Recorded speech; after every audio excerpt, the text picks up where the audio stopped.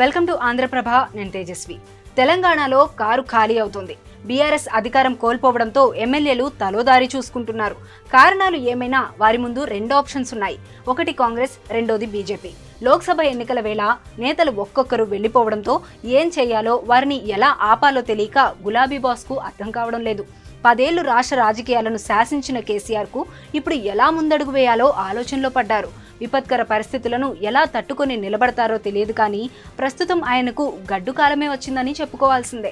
BRS అధికారంలోకి ఉన్నప్పుడు కేసీఆర్ ఏది చెబితే అది జరిగింది. ఆయన మాటే శాసనంగా మారింది. కానీ ఇప్పుడు ఆ పరిస్థితి లేదు. అసెంబ్లీ ఎన్నికల్లో ఓడిపోవడంతో సీన్ మొత్తం రివర్స్ అయింది. పార్టీకి వీర విధేయులుగా ఉన్న నేతలు కూడా పక్క పార్టీల వైపు చూస్తున్నారు. బీఆర్ఎస్లో ఉండలేక కాంగ్రెస్, బీజేపీ నేతలతో మంతనాలు జరుపుతున్నారు.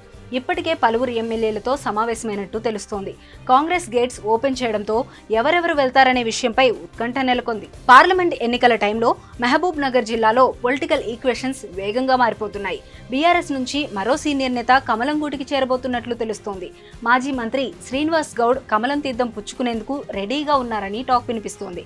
అసెంబ్లీ ఎన్నికల్లో శ్రీనివాస్ గౌడ్ ఓడిపోయారు. అయితే ఇటీవల బీజేపీ నుంచి జితేందర్ రెడ్డి కాంగ్రెస్ లోకి వెళ్లిపోయారు. దీంతో జిల్లాలో మరో బలమైన నాయకుడి కోసం బీజేపీ ప్రయత్నాలు చేస్తోందని, దానికోసమే మాజీ మంత్రి శ్రీనివాస్ గౌడ్ ను సంప్రదించినట్లుగా ప్రచారం జరుగుతోంది. స్వయంగా డీకే అరుణ శ్రీనివాస్ గౌడ్ తో సంప్రదింపులు జరుపుతున్నట్లు తెలుస్తోంది. మరోవైపు శ్రీనివాస్ గౌడ్ పై పలు కేసులు ఉన్నాయి. ప్రస్తుతం ఆయన పవర్లో లేకపోవడం, బీఆర్ఎస్ కూడా అధికారంలో లేకపోవడంతో కేసులలో ఇబ్బంది అవుతుందని భావించి కమలం నేతలతో టచ్లోకి వెళ్లారని ప్రచారం జరుగుతోంది. ఈ కేసుల విషయంలో బీజేపీ నుంచి శ్రీనివాస్ గౌడ్ కు హామీ వచ్చిందని జిల్లాలో మాట్లాడుకుంటున్నారు. 1-2 రోజుల్లో ఆయన కాషాయ కండువా కప్పుకుంటారనే టాక్ వినిపిస్తోంది.